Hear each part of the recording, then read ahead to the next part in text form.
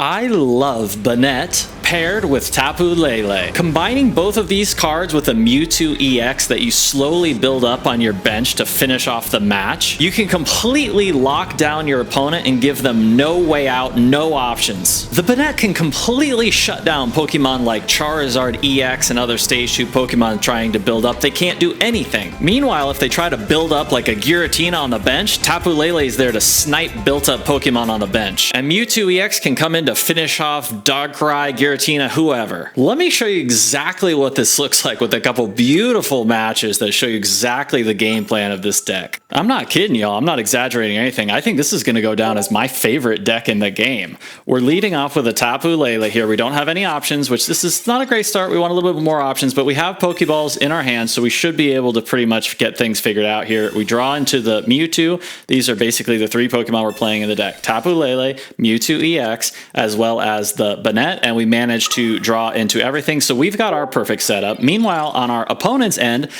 we're playing everybody's favorite deck, Darkrai plus Gueritina.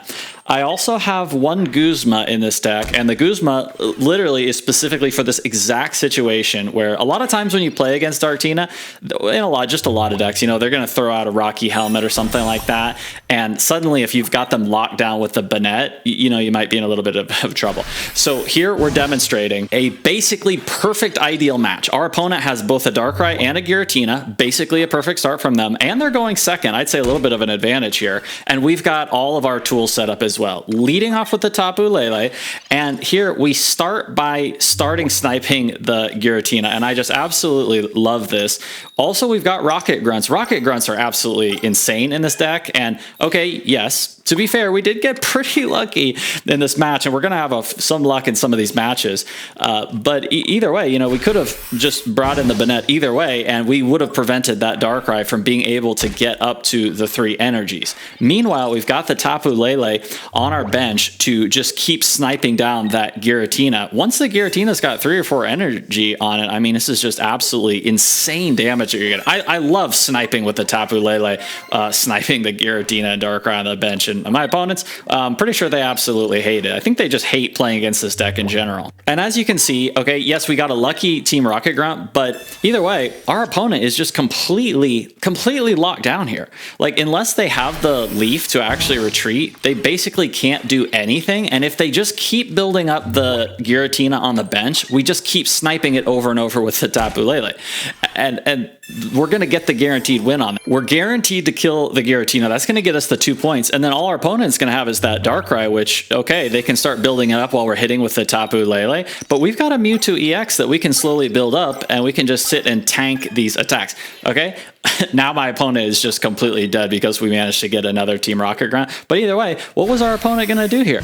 We can sit and stall and block. We can put the Banette back out to keep their Darkrai off of the full 3 mana while we finish off the Gueritina. And then we've got that Mewtwo EX ready to just finish off the match in the back. The Darkrai, there was just nothing they could do because they had the helmet on it. So that means the Darkrai's locked at the 140 HP. That's why I love Mewtwo in this deck. 150, they're playing a lot of Rocky Helmets. It's guaranteed to kill the Darkrai. It's guaranteed to kill Gueritina if it has like a Rocky Helmet on it, or if it goes up 20 but then takes 20 itself. So yeah, I love how this deck pairs up against a lot of these meta decks, but against a couple other decks, maybe like an Oricoro deck, for example. I faced a few. I wasn't so confident in the matchup. I did win, I think, all the games. It gets to ping from the bench. It doesn't require a lot of energies, etc., etc. Let me actually show you a match against an Oricoro deck that I faced, and I'm telling you, I had some of the most insane games I think I've ever played in this game. It's like we're transforming Pokemon TCG Pocket into chess all of a sudden with how many options and how long the games are. It's absolutely crazy. Let me show you. Starting off this match, we actually have a choice. Do we start off with the Shuppet leading into the Banette, or do we start with the Tapu Lele? I went with the Shuppet because I saw they were playing Lightning Energies,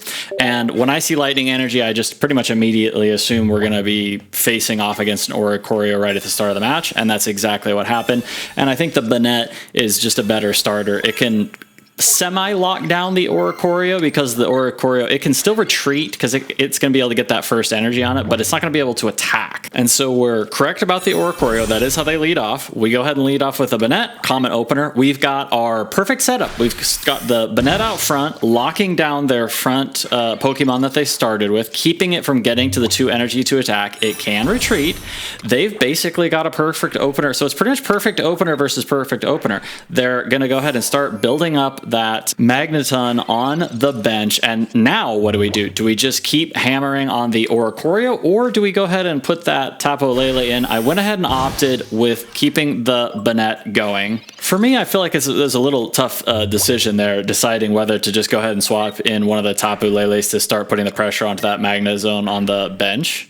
Or Magneton, sorry about that. We have a Sabrina in hand, so things really, one way or another, are looking pretty good. They weren't able, I guess if they were able to get that Magnezone early enough there, right off the bat there, maybe we could have been in some trouble because they would have taken out that early Banette that we had there. And now that the Magneton's got 3 energy, this is, I want to call this deck the between a rock and a hard place deck, because they're often put in a situation where it's like they can't build the front Pokemon, and if they build the back Pokemon, then we're just going to come in and snipe with the Tapu Lele here. So they go ahead and they're able to start building the Oricoro, and they were kind of lucky, maybe lucky to get that potion, I guess you could say, because I was assuming actually that since they stumbled on the Magnezone, we were going to be able to snipe it off. Here, all right, Team Rocket Grunt, we've got 2 of them now in our hand. Absolutely insane. Now, of course, you're not going to be able to get it off every single time, but, you know, 50% of the time, you really only need to usually hit like 1 energy off, because like sometimes, for example, if they got like a Charizard start,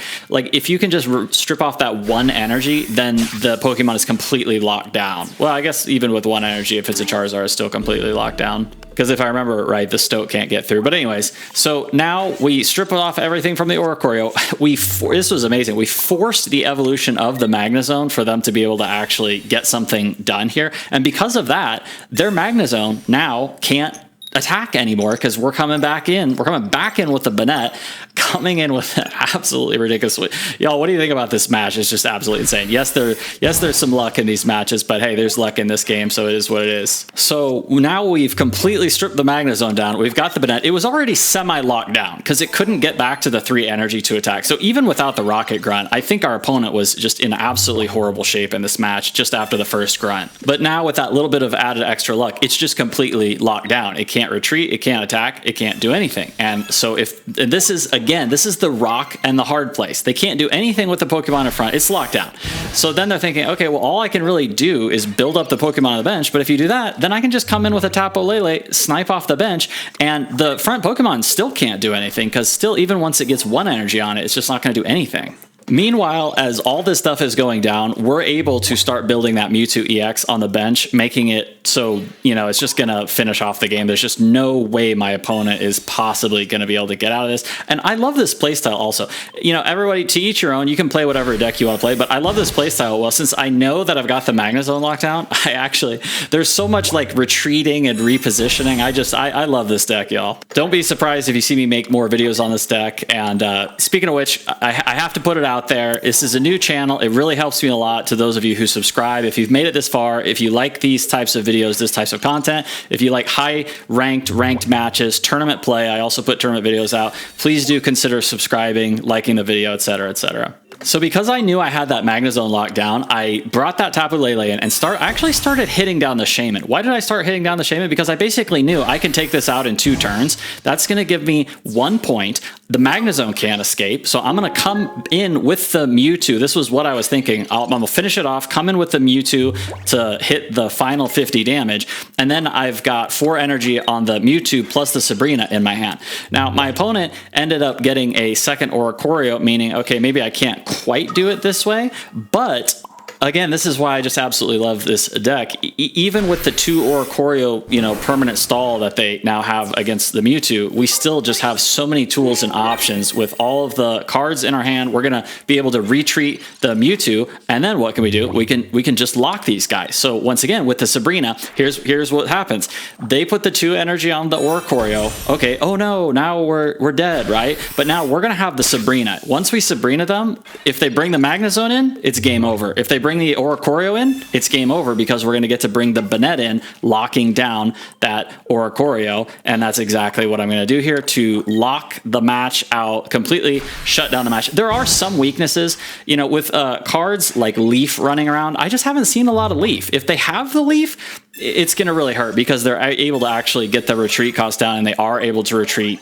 But if you end up in situations like this where they have no energy, this Oricoro is completely locked down. They've already drawn through all the cards in their deck. We both have. So it's like, I know the game is over, and I know the game is won at this point, and it's going to end up with the opponent, I believe, conceding here. No matter what happens, the game is ours. What do y'all think of this style of gameplay? Is there anybody out there that actually likes this style of gameplay? I absolutely love it, but I'm going to warn you right now, long matches, pretty crazy, back and forth, lots of retreating, moving around, re-maneuvering, but man, I just love this play style. Your opponents also may get a little bit mad at you. They're probably not going to like you very much. I guess I'll warn this dude. In addition to the long games, by the way, here, we're going up against, we're going to finish this video off with a Darkrai Gueritina EX, everybody's favorite deck to play against in the game. I actually needed to get my 5th like when I started this deck out, and I think I played for like 2 hours, and I couldn't get 1 like. I had gotten the 4 likes, you know, for the 4 tickets, and I couldn't get the 5th ticket because nobody would give me a like after I played this deck. I played like 10 matches in a row, and I couldn't get one, and the matches are all super long. So it's really going to depend on what you like to play, whether you're going to enjoy this deck or not, but man, I love it. All right, so moving into this final match, we got what I thought was another absolutely beautiful match to perfectly just showcase the deck. We have exactly what we're looking for. We've got Tapu Lele, we've got Banette, and we've got Mewtwo EX right off the bat. So we have all of our options available to us. And yeah, it's another thing. I'm sorry, I'm sure I'm repeating myself over and over, but I love how many different options and paths and avenues you get to explore with this deck, you know? So we lead off with the Tapu Lele. They also, once again, have basically a perfect start. We led off by attacking the Gueritina on the bench. We get red carded, so we lose 1 card. They lose 1 card by playing the red card. Not really too big of a deal necessarily. We started off by attacking their Gueritina on the bench. And, you know, since I had the 2 Tapu Leles, my thought was, okay, what pretty much always happens is if they start building up that Gueritina on the bench and we just start pinging it and we have 2 Tapu Leles, we're basically going to be guaranteed to get the kill on that. And then since they already had the helmet on the Darkrai, my assumption is finishing the game off with the Mewtwo EX basically at that point. Then my opponent retreats that Darkrai EX back to the bench, bringing the Gueritina EX up front. I think that was a mistake. And let me just say also, with this deck, your opponents are probably going to make quite a few mistakes. Okay, got a little lucky again, gotta admit here. Got another double heads in a row on the Team Rocket grunt. Felt good playing this deck, felt good. And now my opponent, once again, in between a rock and a hard place here. What are they going to do? Now they've lost the energies off of the front Pokemon, and now we're just totally annihilating the Darkrai in the back, and I just don't know what the options the opponent has at this point. They're just totally out of options, because now with 40 HP with 3 energies, obviously we can just come in, finish it off with the Tapu Lele. They also put the Rocky Helmet on the Gueritina. So all we have to do is come in with the Mewtwo EX, and their other Pokemon has a tool on it. By the way, once again, this is why we're running Guzma in this deck, because I want to be able to potentially Banette down an active Pokemon like a Darkrai or a Gueritina without having to sit and take 40 damage every turn instead of just the 20 damage from the Darkrai. I don't know for sure. It's going to be meta dependent, I'm sure. I don't even know if it's the right card necessarily. I kind of just threw this deck together based on, I looked at a couple tournament lists and saw that they had been running Mewtwo. Some of them ran maybe 1 Tapu Lele or so. Usually they all ran 1 Mewtwo. And I did try different versions of the deck and found this one to be fantastic. So yeah, since all their Pokemon were tooled up, all we had to do was build up the Mewtwo EX. Again, this is the main game plan. Just build up, have it ready to finish the finishing blow, and there you have it, and we win. I do think my opponent probably messed up there with moving that Darkrai, though, early in the match. I'm not really sure what they were thinking there, but yeah, this deck gives... there's so many different plays, so many different routes, and so many different options that you get. Your opponent is also going to make a lot of mistakes. You're probably going to make a lot of mistakes. Your opponent's going to probably make a lot of mistakes. And as you get better with it, you're just leaving room for the opponent to make errors, kind of like playing a chess match, you know? All right, and as always, let's wrap the video up talking really quickly through all the cards in the deck and my current thoughts on them as I continue to refine this deck. Starting as always with the Pokemon on the top left, 2 Shuppet, 2 Banette, it's kind of the point of the deck, 2 Tapu Lele, again, kind of the point of the deck, and the 2 Mewtwo EX, kind of the point of the deck. So I don't really see changing the stuff. I mean, it would be great if we could get away with just 1 Mewtwo EX, but so far it's kind of felt to me like this mix of 2 copies of every Pokemon has felt correct. And along those same lines, that's why we're going to be putting the 2 Leaf in. Those have felt great to me as well. It's like I just can't stop playing these decks that have like 2 copies of 3 different Pokemon, and we always have to have the Leaf because one of them has a retreat cost of 2. I keep playing a deck that's exactly like that, and yeah, this mix is the one I just keep going with the full 2 Leafs. So for now, I would probably just keep those the way they are. 2 Research I would keep that way. 2 Pokeball I think I would keep that way. 1 Giant Cape. The Cape has felt great. Like Tapu Lele with 90 HP, putting the 20 more for the Cape on the Tapu Lele feels amazing. Banette, same deal. You know, you keep going against like Oricorios, they're always dealing 50 damage. Great to have 110 HP. Same with the Mewtwo, 150 HP. 150 is, you know, a very key number right now. I could see potentially going up to 2 Capes to, you know, like Gueritina plus 20 damage from a Darkrai. You've got Stoke Charizard running around, these kind of things. All right, next we've got 2 Sabrina. They feel so good and so fun. God, I love Sabrina. It's like maybe my favorite card in the game is Sabrina. With the Banette, even with just the Tapu Lele, if they start building somebody up in front, pushing them to the back, and then start hitting them on the bench. God, I love that. I love this deck, y'all. I don't think I've said that yet.